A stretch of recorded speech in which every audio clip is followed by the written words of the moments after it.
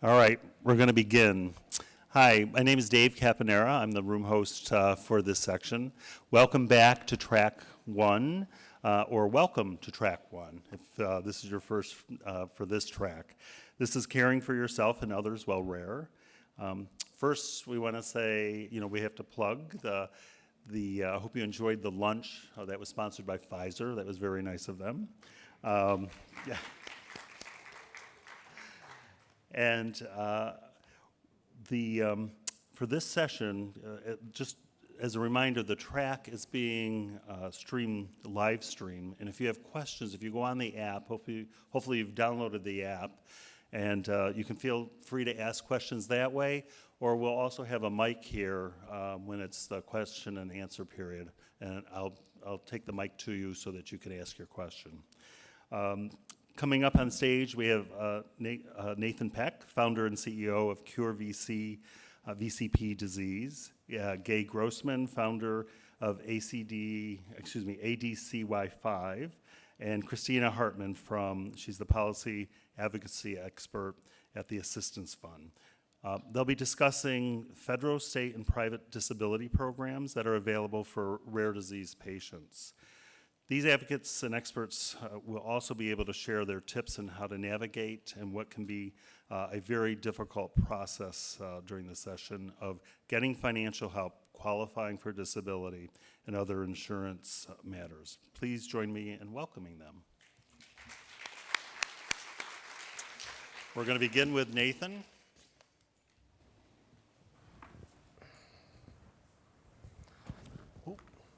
Good afternoon, everybody.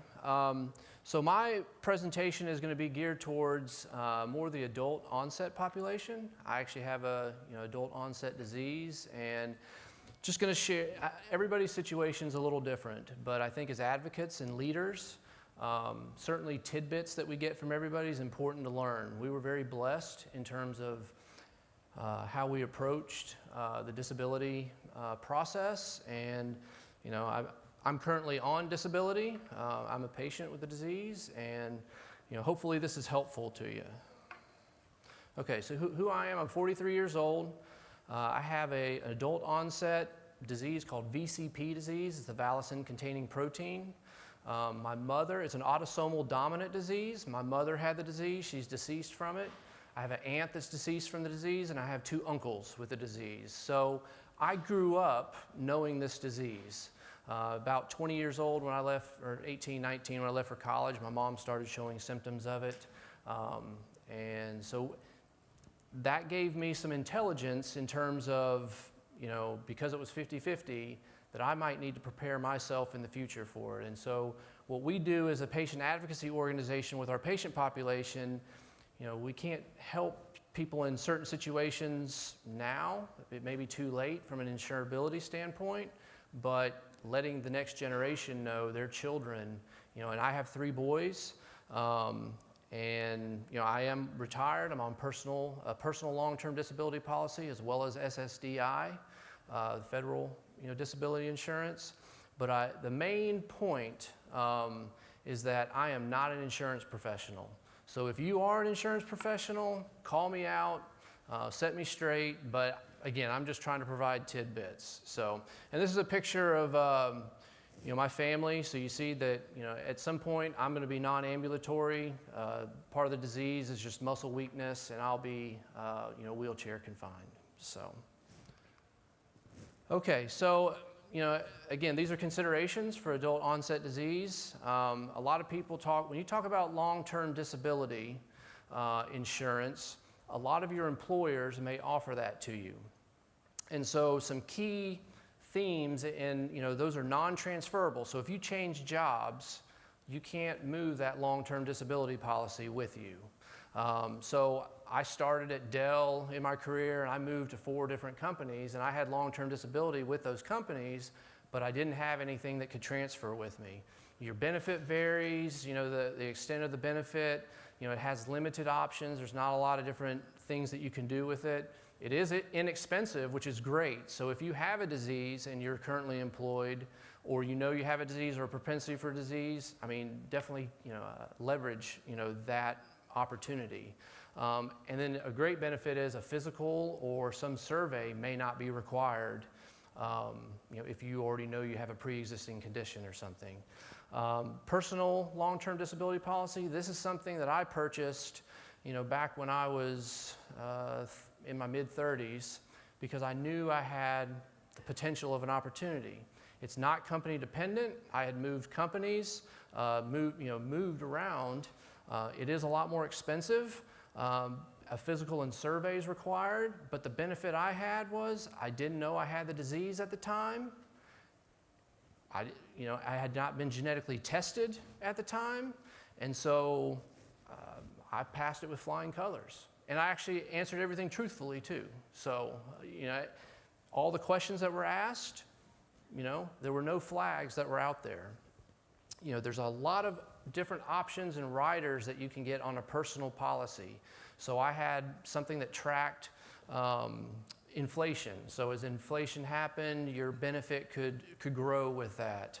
I also had where I was making a certain income level, but if my income grew without having to do a physical, without having to do anything else, I could grow my potential benefit, and I was actually able to use that benefit. And then, there is a waiver waiting period. If you want an immediate payout or benefit, you can enact that as a rider too. So again, just some different things that, with a personal long-term disability policy as you're talking to your patient population or maybe even for yourself.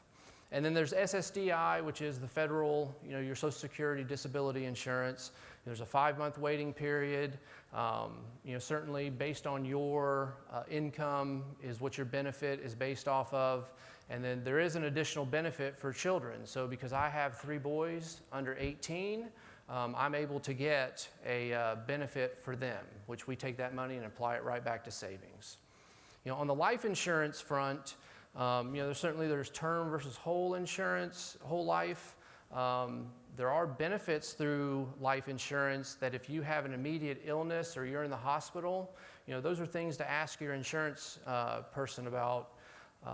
But the key theme that I wanted to kind of talk to everybody about is the genetic testing piece. And again, it's really important for us with the adult onset that we get asked by doctors all the time, hey, go get your children tested.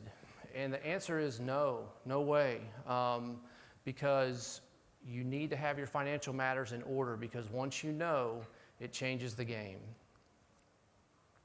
So, there's GINA that is out there, but remember that applies just to health insurance. That doesn't deal with long-term disability insurance or life insurance or long-term care insurance. It's just simply addressing health insurance and discrimination at work. Okay, so just real quick, this is my last slide. Just some genetic testing thoughts. I pulled this actually from the Invitae site because there's different types of genetic testing. But again, from an adult onset disease standpoint, and I even think, all the children that are being tested now, we haven't seen kind of the ramifications later on. These are things that we have to be thoughtful about. Do you have sufficient, long-term, life insurance coverage?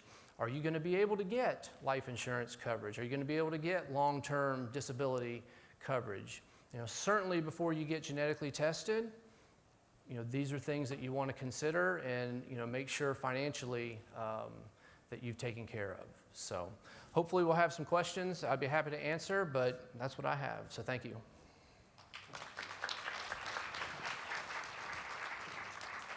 Oh.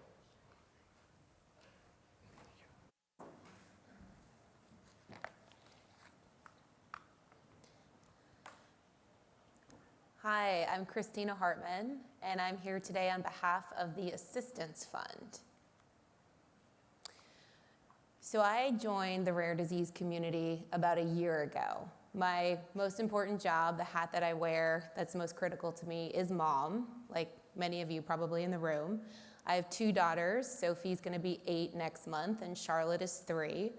Charlotte has a rare genetic disorder. So she actually just started school this month. She's in a special needs preschool. There she is getting on the bus. Was very excited to finally be included and participating with the other kids. So very exciting time for her. So Charlotte, we had quite a journey. When she was born, everything seemed fine. You know, her newborn screening was great, no problems. But when she was a year old, we were told that she had a global developmental delay. She wasn't meeting her milestones. And they told me, don't worry about why that is. You know, we'll just give her PT, OT, and speech therapy, and she might be fine, she might not. And so that didn't really sit well with me. So we were lucky to have an amazing geneticist at Children's National. We live in the Washington, D.C. metro area. And he recommended a great PT to us. So as we were going through the diagnostic odyssey and fighting our insurance company to try to get coverage for our genetic tests, which we never actually got, we ended up doing a whole exome self-pay, and that was how we finally got a definitive diagnosis after a year of looking. But Charlotte did 6 months of intense physical therapy. And so this was her after 6 months of, trying to stand up on her own. Sure. That's her You can nanny do in the it. background. She would take her twice a week. Job. So it was very challenging. By 7 months, she was very excited. She got a walker. Here's her mom. Absolutely thrilled that she can start to deliver. You can do it, Charlotte. Good job. So she was excited. And then finally, after a year of this, of twice a week, she was working so hard, twice a week for an hour at a time, she finally, Say Happy New Year. she was very excited. I wish you could see her Good smile. job, Char. Keep going. Happy New Year. So that was 2.5 years old, and she finally did it. And so one of the things that I want to point out, which I think many of you in the room are very familiar with, we focus a lot on treatments, which are so important. But the other thing I learned was how critical these therapies are. So just wanted to take a moment to thank the folks at Early Intervention Associates, which has helped, I know, so many people in the DC metro area with rare disorders in terms of the physical therapy, the speech therapy, the OT, the whole 9 yards, that we know that's what it takes to, try to function. So as we went through this diagnostic odyssey, I had been in Washington, D.C. for 20 years. I'm a policy and advocacy professional, had started my career with the CDC in Atlanta, had worked for the U.S. Department of Health and Human Services, lived 2 blocks from the NIH. And so when they told me that Charlotte, they didn't know what was wrong with her, I said, well, how hard can this really be, right? I mean, let's just give her a test, let's figure it out. So after a year of, just battling and battling, finally getting the whole exome, I was talking to my colleagues at NIH, and I said, I can't believe this took me a year to get a diagnosis. And they literally started laughing. And they said, Christina, that's the fastest diagnosis we've ever heard. Because we know that in our community, the average time for diagnosis is 5 to 7 years, which is insane, right? So luckily, now with the advent of genetic testing becoming more common and more people are getting whole exome, more people are getting whole genome, we're starting to find each other. So when Charlotte was finally diagnosed with NAA10, which is one of these rare genetic disorders, we walked into this community of people. They all had their T-shirts. This was before I even met them, getting together at one of the parents' house in Virginia. So we actually ended up starting a foundation recently. We finally got our IRS determination letter, formalizing everything. Our researcher, it was very exciting. He received an award of $1.25 million over 5 years to study NAA10. There are linkages to many other neurological disorders, Huntington's, Parkinson's, and Alzheimer's. So I think the NIH's rationale was, the more we learn about this at the basic research level, not only are we going to help these families understand their kids better, but we're also going to learn more about the human brain and some of these other diseases and disorders. So it's been an exciting time. Unfortunately, we are very far from a treatment. We are just starting to figure out what genetic disorder these kids have. For the vast majority of us, it is just a de novo pathogenic mutation. It just happens. It's one base that's swapped during development, and the girls have significant comorbidities, but there's a lot of variation. You'll see some of them with epilepsy, with different cardiovascular issues. They all have major intellectual disabilities, but there's a pretty wide range. And of course, it is heritable if they were to have children. The girls typically seem to live normal lifespans as far as we know. The boys, unfortunately, because it is X-linked, they do typically die in infancy and early childhood, and they have significantly more morbidity than the girls do. So we're still learning quite a bit about it. And one of the fascinating things that I've seen as a health policy professional now in the rare space is just how much overlap there is within rare, right? There are so many of these very rare genetic disorders, but the way they present and the medical issues, including the seizures and so on, that so many of us see, it's across the board. It doesn't matter often which particular genetic mutation you have. A lot of the ways that the kids present are similar. So for me, as a policy and advocacy professional in Washington, D.C., I wanted to kind of figure out what is the best way that I can help patients. I spent some time with the Every Life Foundation, helping them set up their Washington, D.C. office. They are really knocking it out of the park, some of the best advocates that I've ever met. And Shannon, I see her over there in the audience. She runs the RDLA program, and so I hope I'll see you all in February in Washington. But one of the greatest barriers that we have is, once we've gotten to the point where you have a treatment, right? You've gotten the insurance to say we're gonna pay for this. That doesn't cover the entire cost of the drug, right? And same thing for Medicare and Medicaid patients. So what the Assistance Fund does is it helps patients bridge the gap between what drugs cost and what they can afford. And so for us, I'm thrilled to know that when we have a treatment, the Assistance Fund will be there for the NA10 community, just like it's there for so many of you. So wanted to share with you all the video of our 10-year anniversary, and I'm joined, Mark and Gerald, if you want to raise your hands, I'm joined by my colleagues Mark and Gerald from the Assistance Fund. We're Orlando-based, but just opened our Washington, D.C. office in honor of our 10-year anniversary. So just going to show you this real quick.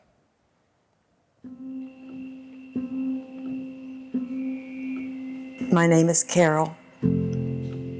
I have Parkinson's disease. Life had become very, very difficult. I would pass out very easily. I couldn't walk myself. Can't get your arms up in the air long enough to fix your hair.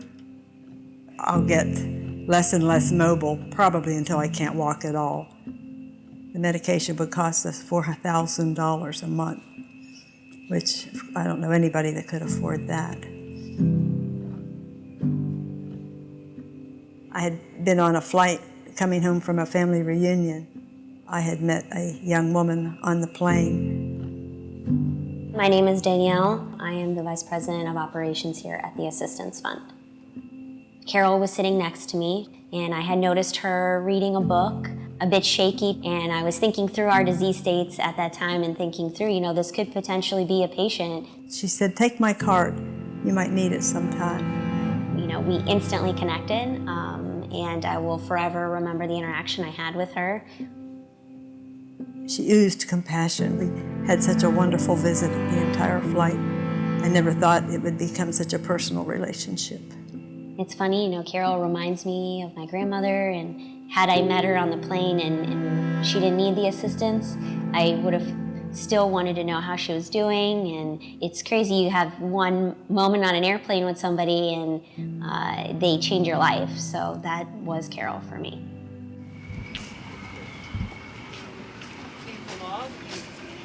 Well, peach sounds good. I'll try some. Sure.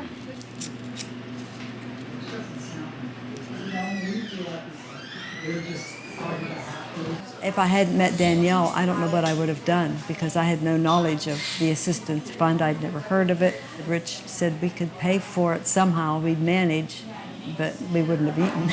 I was hoping she'd come today. I would love to meet her and thank her, but I just wanted people to know how marvelous she is, so compassionate and wanting to help, just begging me to let them help me. It's Danielle. I just said I wish you were here today. Did they know you were coming? How are you? Are you I just good? don't believe I'm wonderful. Yeah, wonderful. I'm just so grateful. I've got your card here.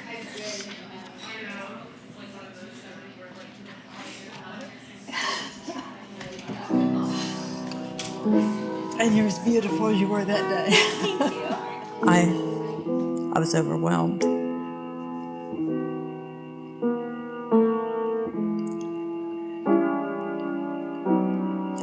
Number one, that it happened at all, that there was a fund there waiting to help me. Because beyond that, I didn't know where to turn. I just had no other leads.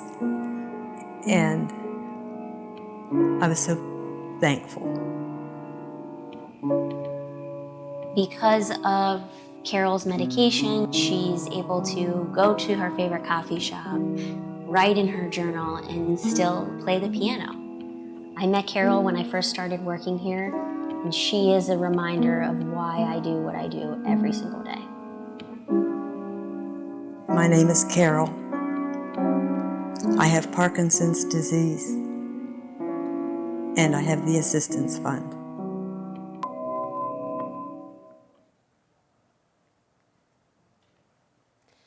So the Assistance Fund, it's pretty incredible. I walked into their Orlando office for the first time, and we actually have in-house patient advocates answering the phones. So we field hundreds of calls every week from patients around the country for 61 different disease states. So this is just a little bit about us. The patients have been really expressing how important this is to them. This is something I've heard firsthand as I've listened into some of the calls with the patient advocates. But our goal is, we want to see the day when no one goes without medication. We don't care about the ability to pay. People need the treatments. They need access to them. They need to be able to take them consistently. So over 10 years, we've assisted over 36,000 patients. We've received over $212 million in contributions, and that was last year, I believe. We have 26 full-time patient advocates, and we handled in 2018 about 152,000 calls. So our estimate is that by the end of 2019, we'll have reached $300 million in total contributions. So the Assistance Fund, as you can see, has really just been increasing in size over the years, really helping. We're just such an important component of that safety net for patients. And one other important thing I just wanted to point out is that we create disease funds based on different diseases. So contributions that come into the Assistance Fund are for specific diseases. The individual patients and providers decide what treatments are prescribed. We cover, all FDA-approved treatments for a particular disease state. And so just a little bit for patients, we provide copay assistance for that particular disease state. We also provide premium assistance. So this is often a reimbursement of the cost of health insurance premiums, which is often a huge barrier to care. If you can't pay your health insurance, you're not going to have access to providers, you're not going to have access to treatments. So it's pretty critical. We also help with incidental medical expenses. So, travel, infusion costs, nursing services, et cetera. And this is just a list of the 61 disease states. I know that's a lot of information. It is all available on our website. And as additional donations come in, we're able to expand the program. We have a medical advisory board that decides, which disease states will be covered. And that's something that if you're interested in learning more about, please come see us at the TAF booth. Mark and Gerald will both be there. I'm still learning myself because I'm a month into my tenure with the Assistance Fund. We also have online enrollment, so we're available 24/7 on the internet. The phone lines are open 9 a.m. to 6 p.m. Eastern Time other than holidays, but calls are always welcome if you have any questions that we can't answer here. Eligibility, you do have to be a U.S. Or permanent resident. We look at income, so typically it's a certain multiple beyond the federal poverty level. It's a household income. You have to have obviously a qualifying disease. We have to have one of the 61 diseases we currently have funds for. Has to be an FDA approved therapy. And you can see on the website which funds are open and which funds are closed. So once a fund is full, then it does close unless additional donations are made. But you can see all of that online. The operations at the Assistance Fund are pretty incredible. As you can tell, we've been growing exponentially. The system itself, just wanted to provide that slide so you could kind of see the process. But it's a very rigorous, careful, but quick process to try to get patients the reimbursements that they need as quickly as possible to pay their bills. We do go through a 12-month calendar year because we see that as what's easiest for patients. So some of the other assistance funds I know are rolling, but at TAF, we run on that 12-month calendar year. We also, as I mentioned before, run on the reimbursement process. So we are reimbursing for the cost after it's been paid. Just a few additional things I wanted to point out. We are looking at how we can improve. We're looking at how we can work more closely with the patient community. So we're here because we want to hear from you. We want to know the challenges that you're facing. We want to know how you're using the assistance we currently provide and what else we can do to assist. So we are here to help you. So please come find us if there's any questions we can answer. We're looking at putting together a portal for patients. We're trying to help connect patients with third-party resources. So I know there are a lot of different leaders from various disease organizations here. We really want to connect you with the patient community, and we want to make sure that your existing patient community knows that we're there for them. A lot of people, I didn't realize until recently that the fund existed. So we want to make sure people are aware of this resource. And then in terms of establishing and managing a fund, we have a very clear process. So identify the need, have this, do the research, and then have our medical advisory board do the review, the board of directors, and then approve it. So we are funding disease states, not specific drugs. And this is something that the Assistance Fund is quite proud of. But we are now above the 33.3% in terms of our diversity of donors. So we now pass the public support test, which is a pretty big deal.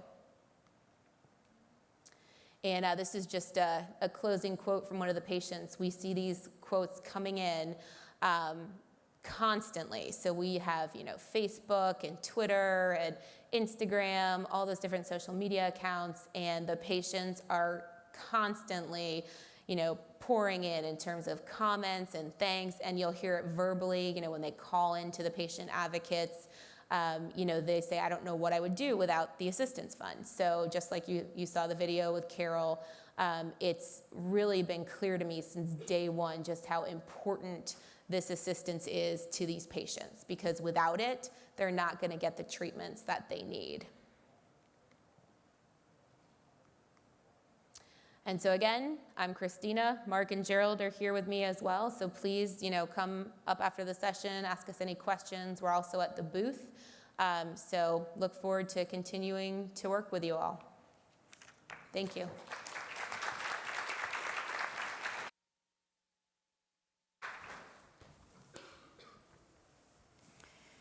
Hi, my name is Grossman, and I'm here as adcy5.org, and that's my disclaimer slide. I'm the Director of Patient Engagement for Neurogene, and all the opinions that are expressed in this presentation are mine, and the context reflects my own views and not the opinions or views of Neurogene. That's for the lawyers. So I'm a parent of a 22-year-old who has ADCY5 related dyskinesia. So I've been through the process of having a child, an infant with a rare disease, and a child, and now an adult. And so what I'm going to do is go over some things with you about the different programs that you can be involved with and the assistance you can get, some planning that you're going to be needing to do. And one of the things that, if you leave here, there's one thing I want to have you remember is that, we're in this for the long haul. This is not something that you're going to master. And so when you're sitting at your desk and you're really frustrated about making these phone calls to your insurance company or wherever you're calling, and you think to yourself, I don't know what I'm doing, you're probably going to feel like that in a decade. Because I can tell you after 2 decades, I'm still thinking, how can I best manage this dispute that I'm having with an insurance company? As I was coming here yesterday, I got an email from the mail order pharmacy where my daughter gets one of her medications, and they let me know that I owed them $16,000, which I know I don't owe them, but it's like another phone call. So who can help you, like when you're starting out with this and you have a young child? And I always tell parents who are just starting out, like, you think you're not going to need help. Am I making that noise? All right. He's waving me on. So what I can do, because I've lived in 2 different states, I've interacted with 4 different private insurance companies, and what I can do is give you the tools of the questions to ask, because it's different. It depends on, who your child is or who you are. So what state do you live in? It's going to be different. What is your income? What is the age of your child, and what's the diagnosis? So we went 15 years without any diagnosis, but I still had to be able to fight to get services. And the way that I was able to do that was to be able to get a diagnosis using phenotype, which is the clinician looking at your child, looking at the symptoms, and being able to give a diagnosis so that you can at least go to the insurance companies to get services. So even if you're not getting a result through genetic testing, you're still going to need that to move forward. And then what kind of help is available? So there's all different kinds of help. And you hear about all different kinds of things that you can be involved in, and you think to yourself, well, I can't get that because my husband and I have good jobs, and we're not going to be able to have access to that. And I will tell you, this varies greatly depending on where you live. So we used to live in Ohio, and I can tell you we did not get assistance in Ohio, and I now live in California, and we have fabulous services and support in California. So it's very different, but these are the questions that you need to know where you can ask. So there's medical support, daily living, education, and employment. So when you start off and your child is needing medical supports or they're needing durable medical equipment, there is support for things like that. And you need to get it's called your certificate of benefits. You want to write that down. Certificate of benefits is the policy that you have with your private insurance company that tells you what is available to you as a purchaser of that insurance policy. So if you call on that 800 number and they say, actually your child doesn't get speech therapy, and then you can say to them, well, actually on page 17 in the second paragraph, it says that I get 20 visits a year. So you need to be the one to know your insurance policy, and you need to be the one to call and say, this is, and this takes a lot of time, but the 800 number is not always going to give you the answer that is correct. I hope there are lots of insurance company people in here. As far as daily living, there's services that you can get through the county, and that daily living is things like learning how to get dressed and buttoning buttons and cooking and all different services like that. And there is support for things like that, and usually that is through a federal program. Then education, there are things that you can get from your schools. So when you go into the therapies for your schools, they will do anything for school support and PTO, T-speech, and whatever your child qualifies for, but they won't touch on daily living because they expect that to be done outside of school. So a situation that I can tell you about is outside of school, I wanted the occupational therapist to work with my daughter on writing her letters. And they said, well, we really can't do that here. And I thought, okay, so how can I work around the system to make sure that my daughter has practice holding a pencil and she can draw something? So I said, okay, now let's draw a flower. Okay, if you don't want to make her have L's and T's, like let's teach her how to draw a flower. So we're really getting the same thing, but you can try to work within the system. And then as far as employment, so my daughter is 22 now. Raise your hand, Lily. There she is. So Lily and I are together because now I make her go on these calls with me because, you know, it changes when they become 18 or 21 or 26. There are big changes that happen because when they're an adult, you can't call on the phone anymore and get information for them. And so now I have to conference Lily in unless she signs things, which I make her sign all these papers. No, she signs them because she's like, I don't want to do it. So there are services that you can get for employment. And again, I'm speaking from what I know in the state of California, but the state of California firmly believes that the more that we support a disabled person as they are going through this process of school and getting a job, then the less they're going to be waiting for support from the state of California. So find out what kind of services are available from your state. So there are 3 areas where we've gotten support as a family. We have private insurance, and then there's state insurance. It's called California Children's Services, and they will cover anything that our private insurance doesn't cover. So for example, if your child gets an infusion, these can be very expensive. It can be 3 weeks or every 4 weeks. You have nursing care along with it. It's very expensive. So whatever your private insurance doesn't cover, a lot of times the state or federal program will kick in to cover that. The federal program would be like Medicare or Medi-Cal in the state of California. So you have to kind of break things down of if your child's in school, like what will they cover in school, and then what can you supplement through federal programs after school. So when do you start this? Okay, this is when I didn't do well when I was starting. I was thinking, I've got private insurance and, we don't really need this, and certainly we can pay for this. And I went to a physical therapist that was out of network. And I'm telling you, you can always find someone in network. And like I said, you're in this for the long haul. And so you really need to take advantage of who is in your network and do research on them. And if they're a good therapist, physical therapist, occupational, you go to them. It doesn't matter that the person down the street goes to the other person and they're fabulous. You can really find a good person within your network. And I recommend that people start as soon as they have a child, they know that there's some kind of disability, that you start and get involved in these programs and sign your kid up for these programs as soon as you know that they have a need for the programs. So the why of this is, we're not only doing this for the child for that day of the time that they need these therapies, but in the long run. So, I can tell you that without all the therapies that Lily had for 22 years, she would not be graduated from college and living in an apartment in LA. And she gets 24/7 care, but none of that could have happened unless she had the support from all these different programs.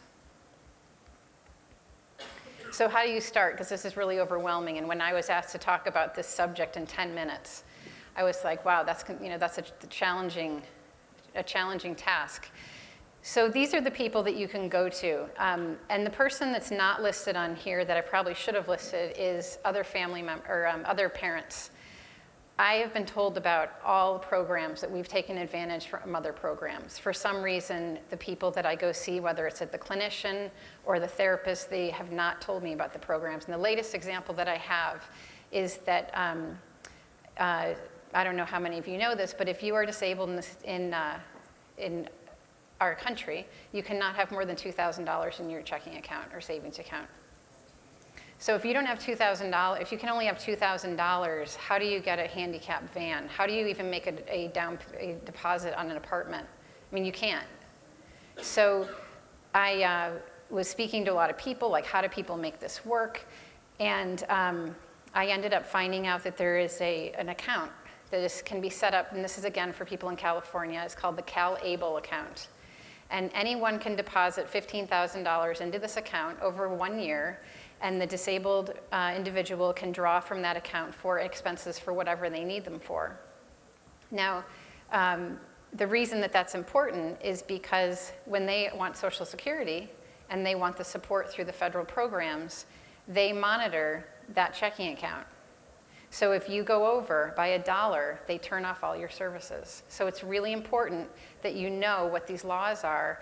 And the CalAble account was set up by parents who had a disabled child and wanted to, this is not like a loophole, you know, you're not doing anything illegal here. You're just taking advantage of something that's available in the state.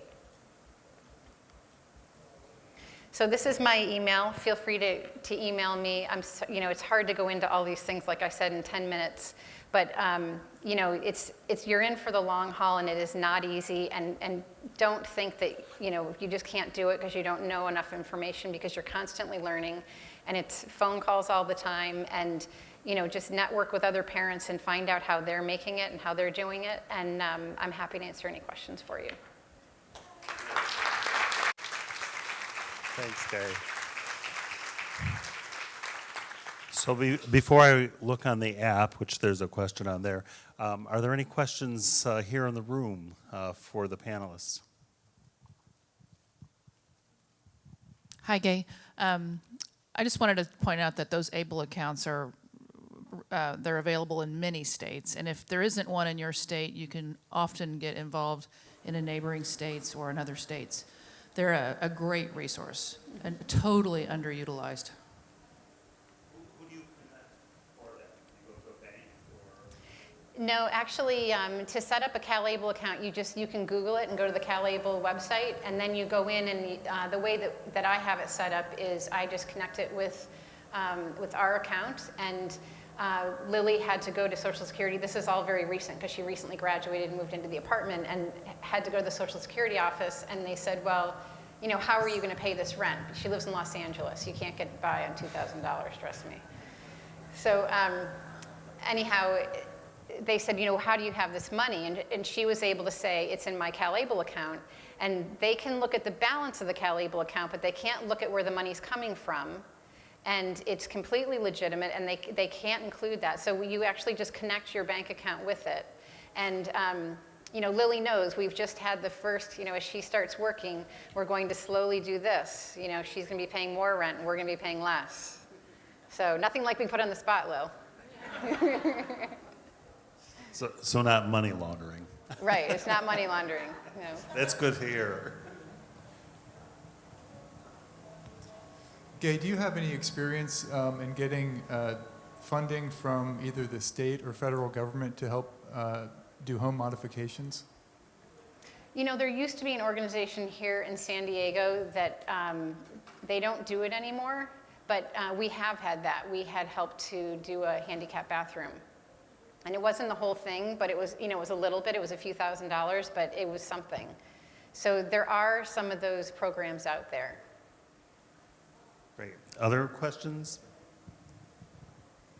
Hi, I come all the way from India, and this is great work that you guys are doing together. But in a country like India, which is a developing country still, we do not have any insurance, private insurance or public insurance, which covers rare diseases or genetic diseases or anything like that.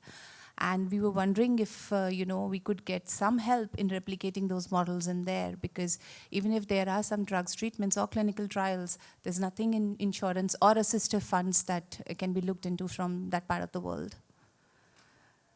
So that's interesting. When I worked for the government, I spent quite a bit of time in India working with some of the pharmaceutical companies, because we were incentivizing the development of influenza vaccine. And India is a fascinating country because you have some incredible medical and scientific experts. You produce a lot of the product used by the rest of the world, particularly vaccines.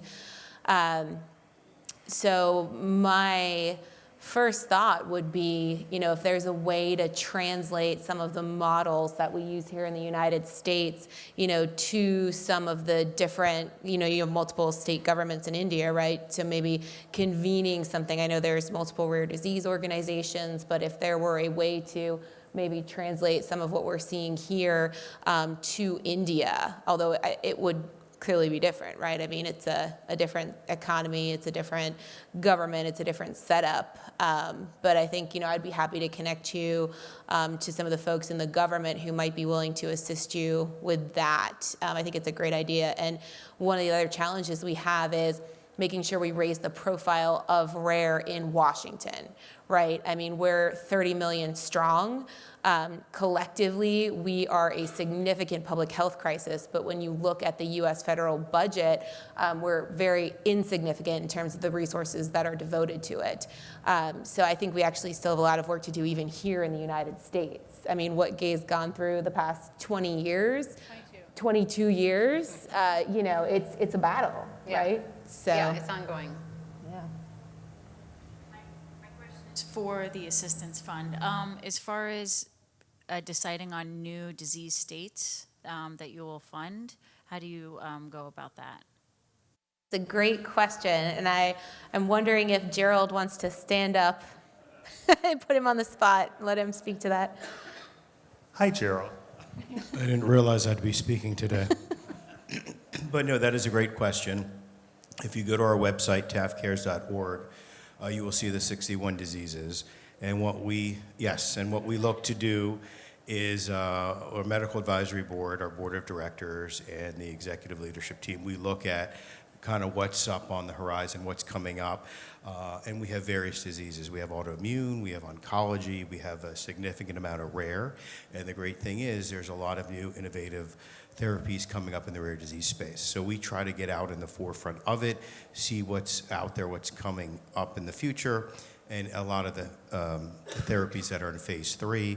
And then we try to look where we can help, and then we go out and hopefully get money and open a fund. So we're very much on the forefront in the rare space. So just as a perfect example, our disease state is the #1 genetic killer of children, spinal muscular atrophy. And we, in the past 2 years, have 2 new drugs to hit the mark of the most expensive drugs out there. One is $125,000 a dose, and the other one is a one-time treatment for $2 million, $2.1 million. So our community is in need, but would that sound like a disease state that would qualify? This is going to be a nice back and forth.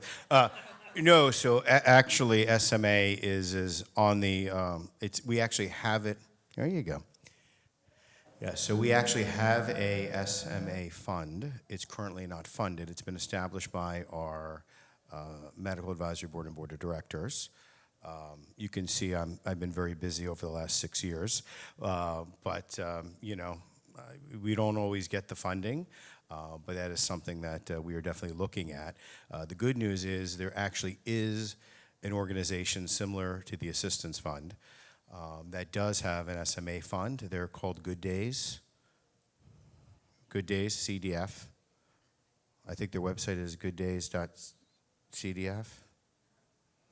Just Google Good Days CDF and it will come up, and they do have an SMA fund, and that was recently established in the last few months. And it is currently open. Great. Hey, you're a good resource. Anything else? Yeah, any other questions for Gerald? Or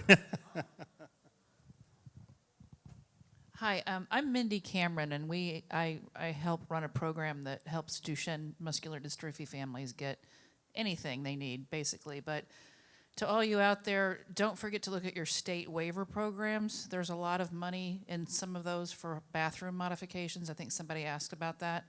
And there's also, in some states and in some waivers, if you qualify, there's some money there for van modifications, vehicle modifications too. So don't forget to look at resources like that as well. A waiver means that these are services provided beyond what Medicaid would provide, and you can become eligible for a waiver program even if you don't qualify for Medicaid. So.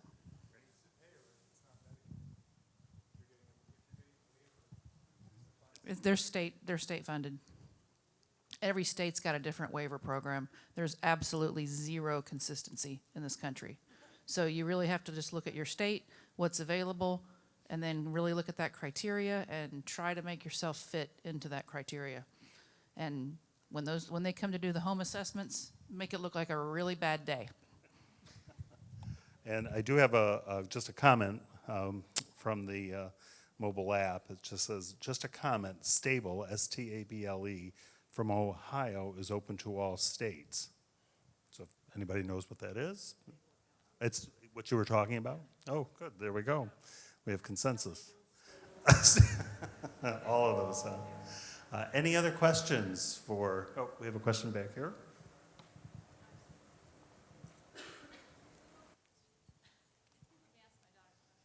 Okay.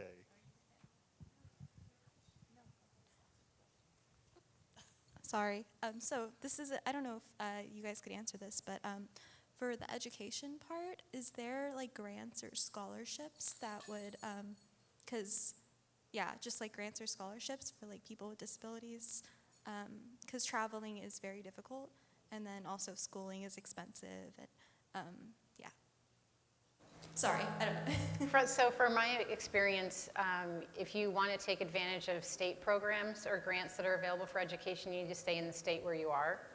Yeah, I know there's the Department of Rehab, but I know you have to be full-time in order to, for them to pay for your schooling. And for some, like at least for me, it's a lot. I can't be full-time. Yeah. So we worked with the Department of Rehab. And I will tell you, they have lots of rules, but if you are very organized and you go in and explain to them why the certain rules don't fit for what you want to be educated, they will bend those rules. So the typical track in San Diego, if you want to follow what they say, is that you are going to live at home and you're going to go to a community college, and they will provide a bus to get you there. So that's a great thing for people, for people that it works and it fits in their lifestyle and what they want for their education.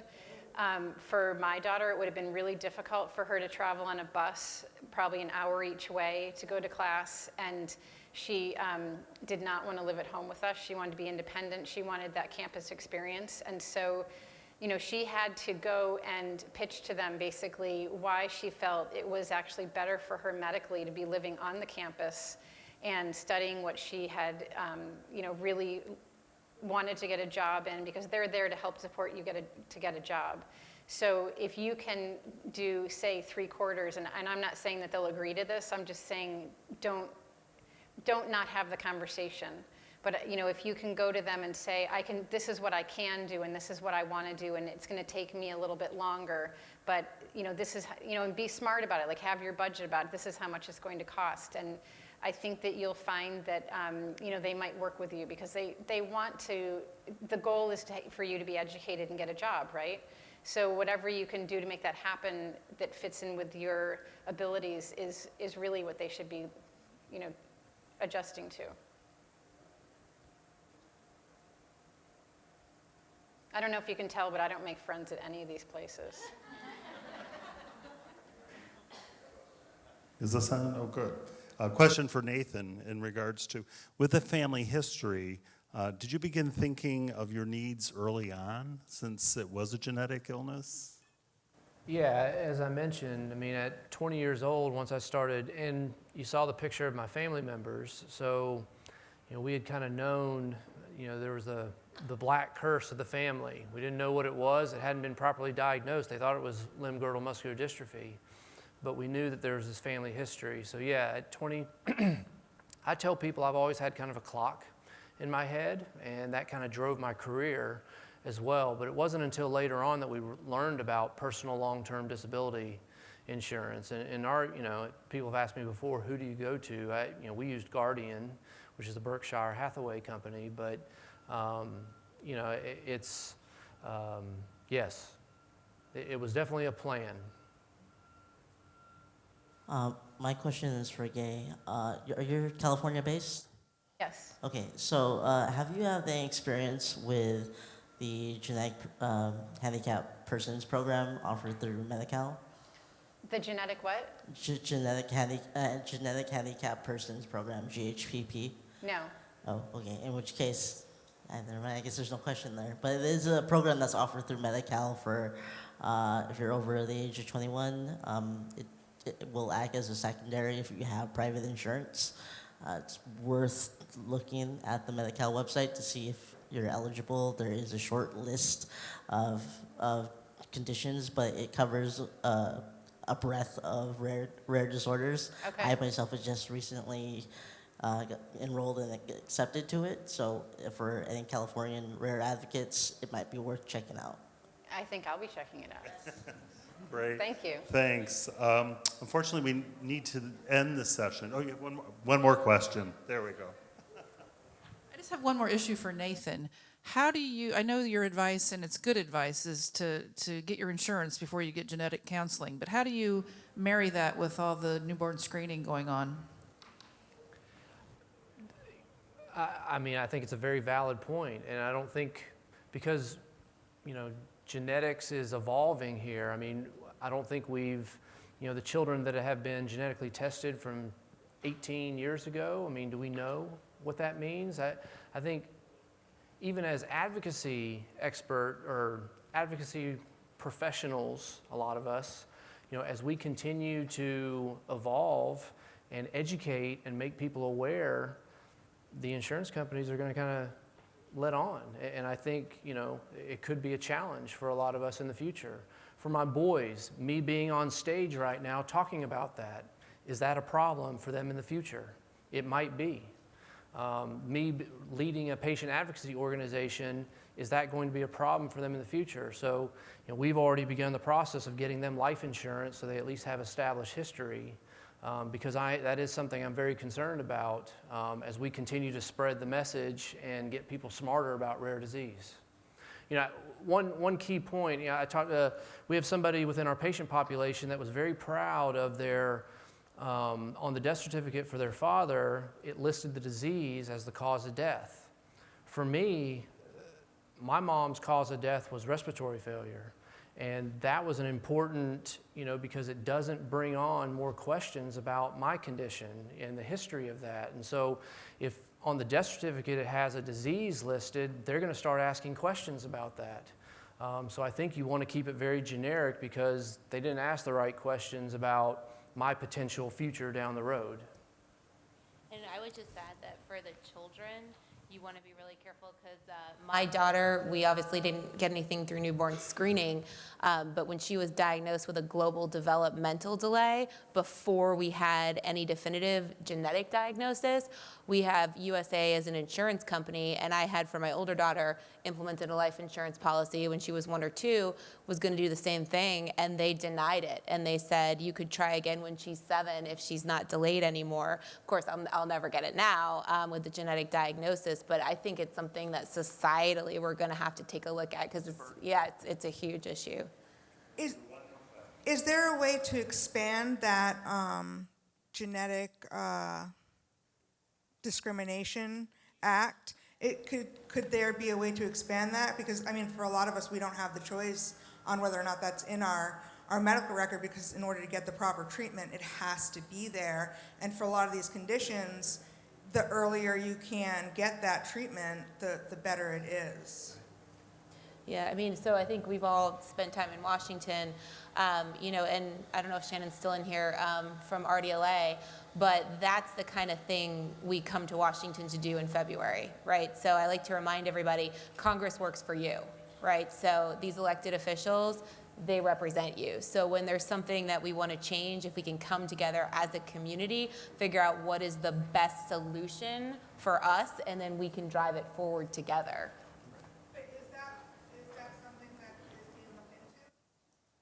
I know Gina comes up all the time. I honestly, it's not one of the issues I follow closely, but it's certainly something. I mean, you can either react to what's happening in Washington, or you can get in there and try to set the agenda. So this is an area where it might be worth figuring out, should we be driving the bus on this? Bring it up on the, if you want, their website, Every Life Foundation website and all that. I want to thank everybody, the speakers. And I want to remind people that there's the survey on the mobile app. Please do that. That helps us planning for next year. And also the break that you'll be going to is by Leadient Biosciences. Don't forget, you can tell your story downstairs. That's sponsored by, it's in the Nautilus, by PRA Health Services. And the exhibits and posters later on is by Aldeveron. So thank you very much.